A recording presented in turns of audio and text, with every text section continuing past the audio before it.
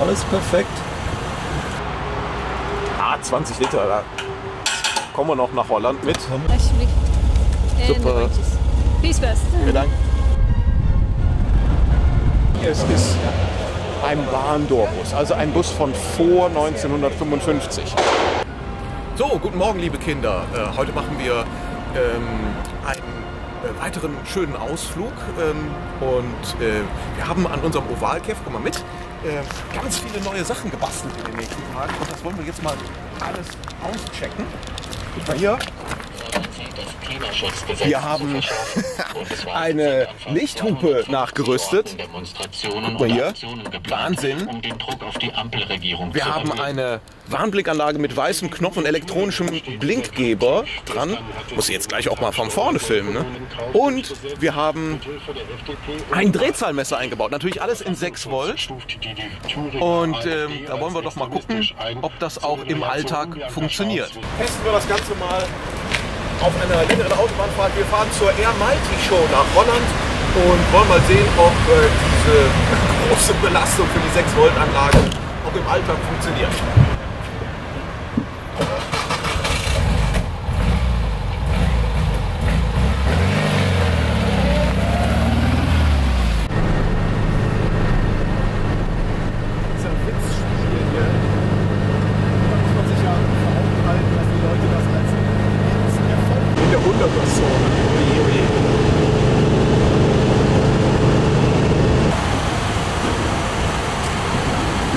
Und was sagt er?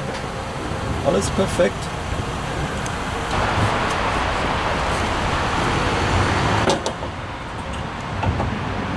Achso, ich habe einen Messstab hier. Ne? Ja, aber guck mal. Der zieht sich schon ordentlich was rein. Natürlich, ja. Ja, hier auf den Grund. In die Ecke. Ah, okay.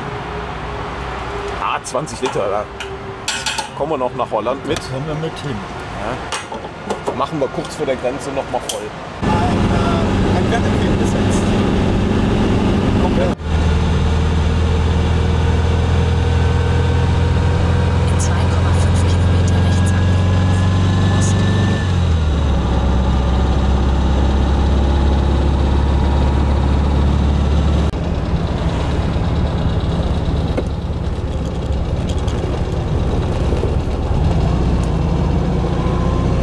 In 600 Meter links abbiegen.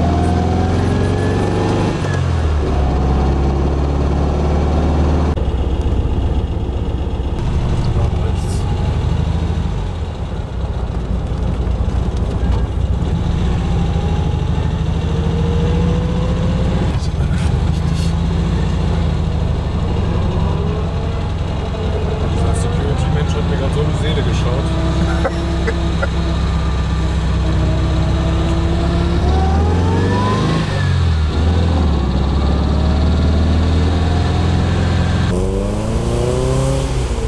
Ja, Morgen. guten Morgen. Alsjeblieft. En de Super. rondjes. Peace best. Oh, showauto? Showauto, ja. Dann gehen Sie nach rechts und dann ist da den Eintritt. Da finden Sie Erik van Doren. Den kenne ich, ja. Ja, die Alles kennen. klar. Okay. Gut. Viel Ciao. Spaß.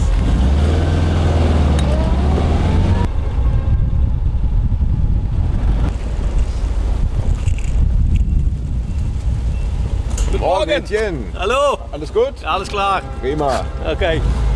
Nach drinnen und dann ganz links hinten sind deine Kollegen. Alles klar. Okay, super.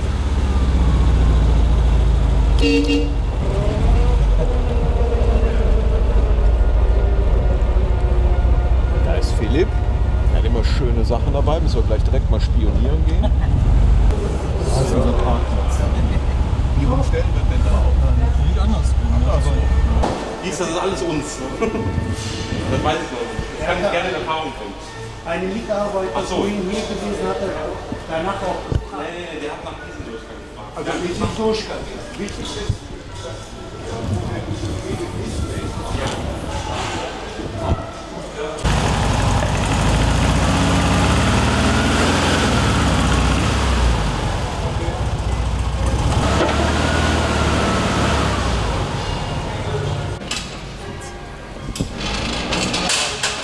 Der Nils, der Mission, Ich auch.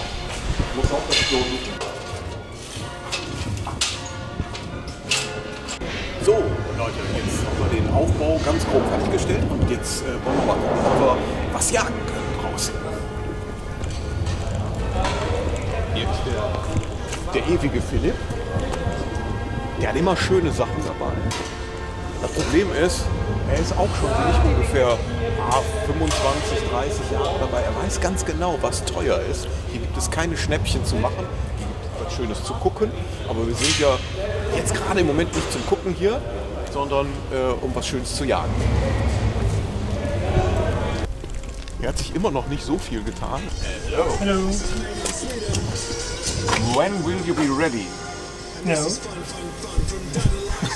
No, wrong answer. So you can do that now? Yeah, no problem. With chicken or beef or mix. Okay. Yeah. You can mix.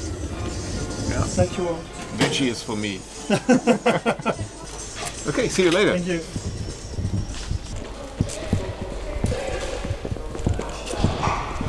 How you doing? Good. Yeah? Yeah. Great trip? Good trip? Yes, yes. Beautiful weather. Yeah. Car runs perfect. Best weather. It's starting raining on Monday, so we need to be at home on Monday. Yeah, Niels is there. He's working. Okay. What's your word? Watch your work. Yeah. Enjoy your stay. Hey. How are you? Good. Good to see you. Yeah. Did the magazines arrive in time? Yes. Perfect. Beautiful. Perfect. Yeah. Perfect. I'll ask later if someone can No help, hurry. and then we can put it on. Yeah. Okay, Perfect. Yeah. Thank you. Bitte? Jetzt bist du Influencer. Ja, sowieso. So, hier haben wir ein extrem schönes Auto. Sowas gefällt mir natürlich besonders gut. Ein super patinierter Erstlackbus, ein Samba ohne Samba-Fenster und ohne Samba-Dach. Das ist eine sogenannte Milde-Ausstattung. Konnte man tatsächlich bei VW damals so bestellen. Mit dem ausgeblichenen türkisen Lack. Wunderbar mit diesen alten Reifen. Das Auto nicht durchgerostet, total kerzengerade und echt schön und mit 79.500 nun auch echt nicht überpreist. Der Etienne verkauft das hier. Und wenn ich nicht schon einen Samba hätte, da würde ich hier echt zucken, weil es so wunderschön ist. Müssen wir mal reingucken. Boah, guck mal hier. Inneneinrichtung.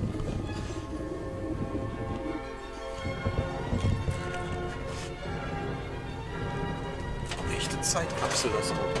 Typisch USA mit diesen roten Einkammerrückleuchten. Hey, Okay. iets aan met de blauwe hesjes. Steueraufkleber von 1973 drauf.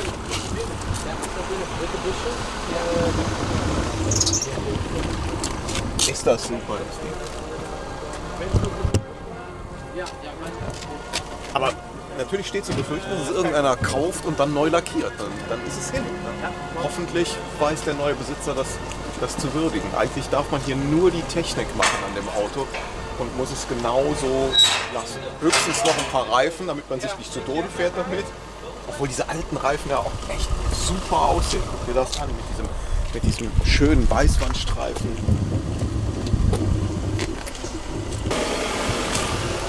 Aber guck mal hier, diese zerbröselte Türdichtung.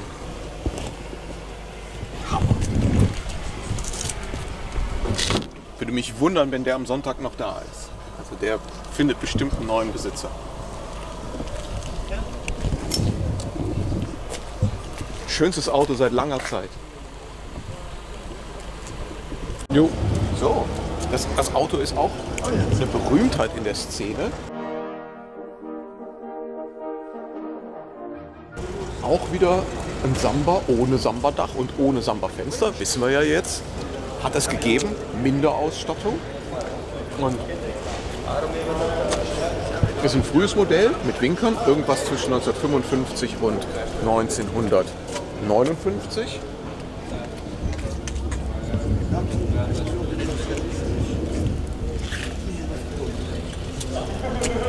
was der Kollege hier gemacht hat, neben den üblichen Sachen, Riesenausstellfenster, Safari-Fenster, Fuchsfelgen drauf, das ist ja schon Standard, das Auto brutal tief gelegt, machen viele, kann man sich drüber streiten, aber hier hat er dann mal so richtig in die Vollen gegriffen und hat in das Auto einen 911er Motor eingebaut. Und nicht nur den Motor, sondern auch direkt das ganze Fahrwerk dazu. Und das ist schon für Fortgeschrittene richtig aufwendig gemacht. Also das ist nicht einfach, sowas in einen T1 reinzuzaubern. Mit TÜV wohlgemerkt.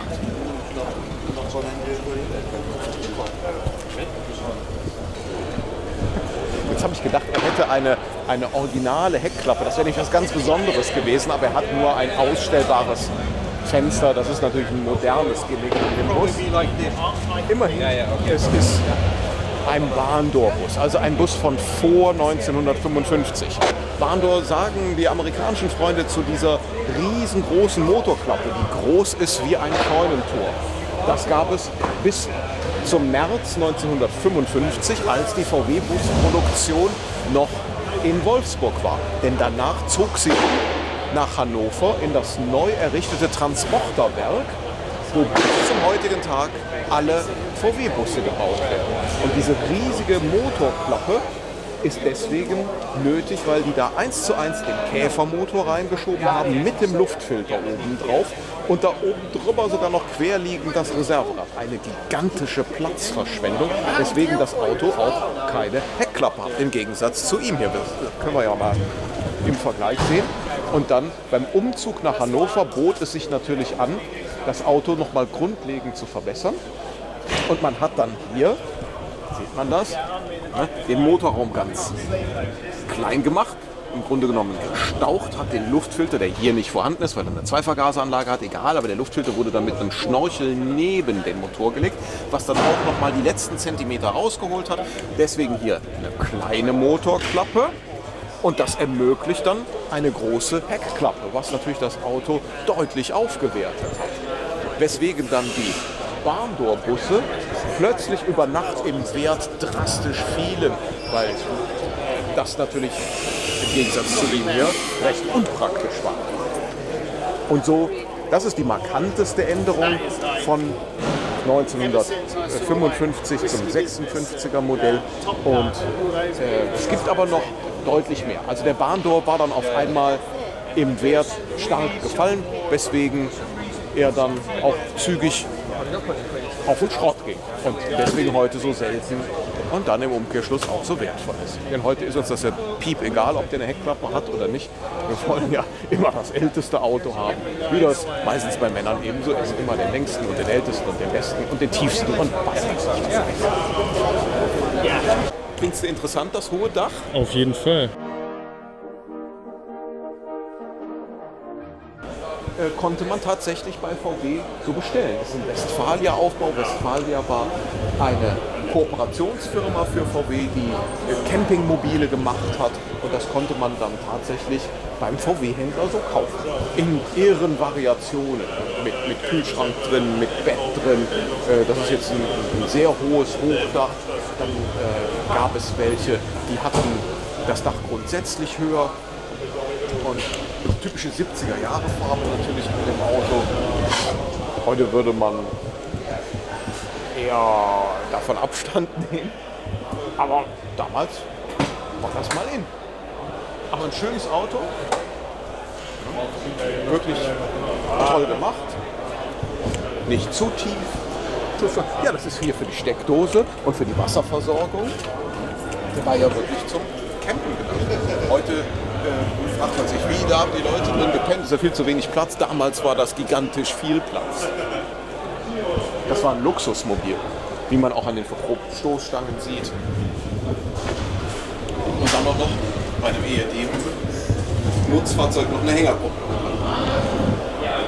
Schön gemacht, da können wir mal ein Auto richtig loben.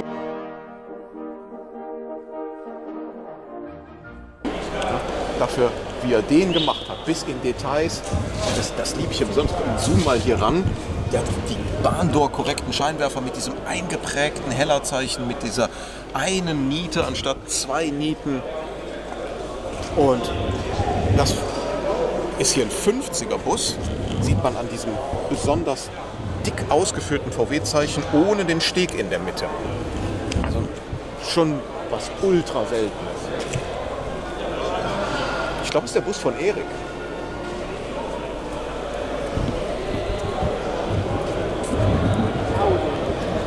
Ja, ist ein 50er Bus ohne Heckfenster. Das ist interessant. Der hat ja hinter dem Hecksitz abgetrennt. Das ist nicht serienmäßig. Vielleicht ist es eine Mehrausstattung, die sogar ich nicht kenne. Aber das ist ja das Dolle an diesem Beruf.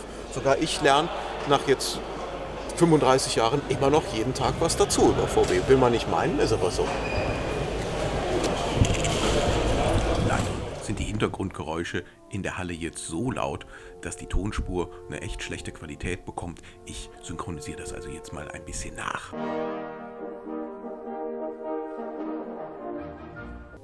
Ja, was haben wir denn hier? Ein 67er Cabriolet. Ich hab's ja so mit den 67ern. Und hier sieht man, der hat die kleine 15 hinten am Schriftzug. Das ist für einen 67er ganz korrekt. Ist was für Erbsenzähler, finde ich aber toll. Das Auto ist Java grün, das ist eine echte originale 67er Farbe. Ob man dazu wirklich dieses Verdeck in braun machen muss, ist eine andere Frage. Sind die Lautsprecher da original? Nein, die sind natürlich nicht original. Da wird ein bisschen was vom Innenraum weggenommen, wird das noch enger gemacht, um da Platz für die Lautsprecher zu schaffen. Da kann man sich drüber streiten, aber naja, ist jetzt nicht so schlimm. Aber man will ja Eindruck machen, wenn man bei der Eisdiele vorfährt. Ne? Und immer schön das muss heute sein. Ne? Aber der Rest vom Auto ist halt toll. Ne? Und ist ein bisschen auf US-Showcar gemacht mit diesem MP-Lenkrad, mit dem Schalthebel. Auch vorne sieht man das, er hat stehende Scheinwerfer. Ein 67er hätte ja eigentlich noch liegende Scheinwerfer. In den USA haben die stehenden Scheinwerfer ein Jahr früher gekriegt.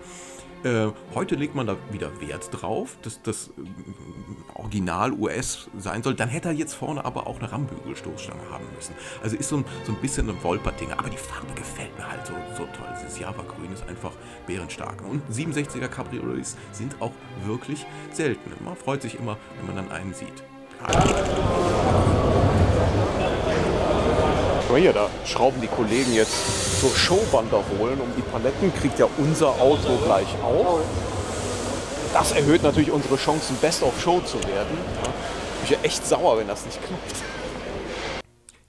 Und jetzt werfen wir da mal einen Blick in den Motorraum. Das ist nämlich echt interessant. Es gibt ja verschiedene Möglichkeiten, so einem Käfermotor Beine zu machen, und die effizienteste ist natürlich, oder so eine Basismaßnahme ist, dass man eine Zweivergaseranlage nachrüstet, und zwar natürlich immer ein Vergaser über einem Zylinderkopf drüber. Das macht er hier anders. Er hat immer noch so dieses zentrale Hirschgeweih drin, und auf dem Hirschgeweih hat er einen Doppelvergaser sitzen. Also das ist schon was sehr, sehr Außergewöhnliches. Ob das auch gut ist, weiß ich nicht. Ob es historisch ist, weiß ich auch nicht. Aber der Kollege hat es nun mal hier so gemacht. Es ist natürlich auch reizvoll, das ausgerechnet an einem 30 PS, an einem 50er Jahre Auto so zu machen. Würde ich gerne mal fahren. So ein Ding, wo kommt er her? Aus Belgien. Naja, die machen im Leben manchmal alles ein bisschen anders. Aber mir gefällt es ja. Ich fahre unheimlich gerne nach Belgien und auch nach Holland. Aber eher nach Belgien. Was gibt es hier noch zu sagen? Die Farbe ist Diamantgrün Metallic. Eine der ersten Metallic-Farben von VW überhaupt. Tolle Farbe, aber die Technik war damals noch nicht so weit, Metallic-Lacke ordentlich zu verarbeiten. Die sahen nach wenigen Jahren schon echt mies aus. Die kreideten aus. Das bekam dann so einen Graustich da rein. Und deswegen wurden die oft übergeduscht, und fast keine Erstlack-Metallic-Autos aus den 50er Jahren sind noch erhalten. Außer bei unserem Ovalkäfer. Aber der ist ja schon 71 aus dem Verkehr gezogen worden. So, schau mal hier. Jetzt haben wir in der letzten Abendsonne eine Ansammlung von echt schönen Autos, die alle einem Thema folgen. Dieses, was man heute Old Speed Racing nennt. So ein bisschen auch, was wir mit unserem Ovalkäfer da praktizieren. Und alle sind sehr individuell im Einzelnen aufgebaut. Das gucken wir uns jetzt mal an. Ich glaube, es sind zwei Ovale, ein 66, 67er, und jetzt haben wir wieder einen späten Karmann hier mit den großen Rückleuchten.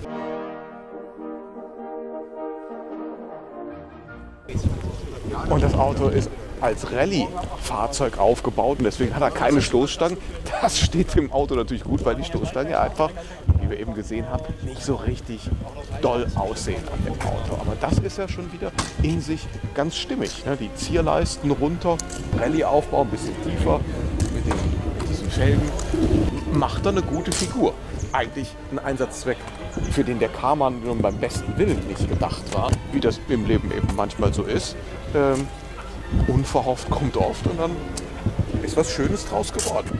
Sehr individuell auch hier die Tachogestaltung bis 200 im originalen Look. Da hat man sich viel Mühe mitgegeben und die ganzen Zusatzinstrumente sehr rallye-mäßig ausgestattet, das Ding. Und wie man sieht, fährt er ja auch wirklich Rallye damit. Farbe finde ich auch toll. Und Florian, deiner steht drin, oder? Meiner steht drin. Das könntest du hier mit dazukommen, der Georg. Ja, wir haben noch ein bisschen was nachgerüstet an dem Auto.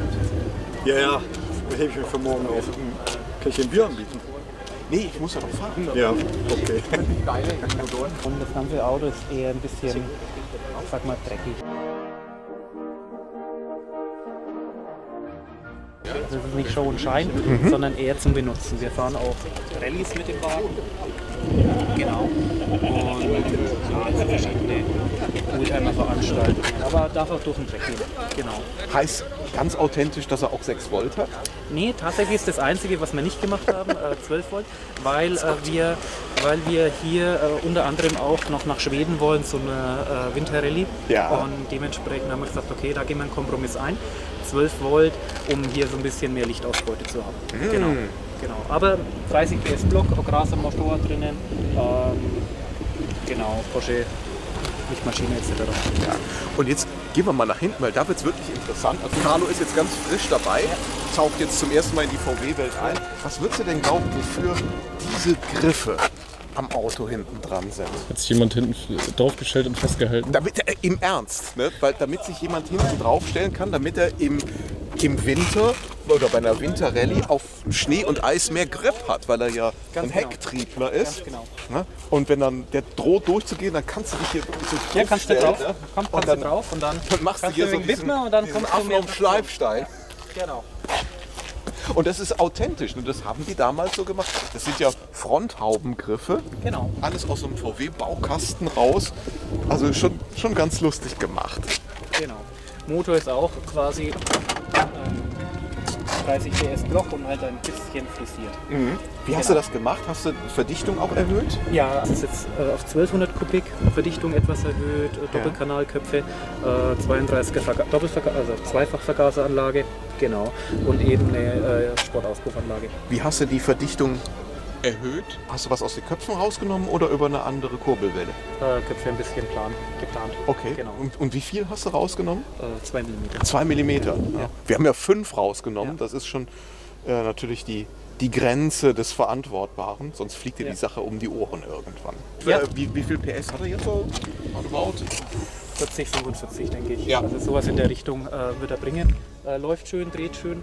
Wobei, wenn man einfach mal wenn man das Thema Motoren einmal angefangen hat, wir bauen jetzt einen Motor auf 1433 Kubik. Ja. Genau, also da sind wir jetzt gerade dabei über den Winter und für nächstes Jahr, dass wir die Leistung mal noch ein bisschen erhöhen. Man will ja immer ein neues Projekt in der Garage haben. Genau. Es gibt ja gewisse Leute, die können nicht aufhören. Genau. Naja, es ist auch ein fortlaufender Prozess. Also so ein Auto macht Spaß in der Entstehung und dann muss es aber auch weitergehen. Dann ist ja philosophisch, ne? Ist der Weg das Ziel oder ist das Ziel das Ziel? Genau. Danke.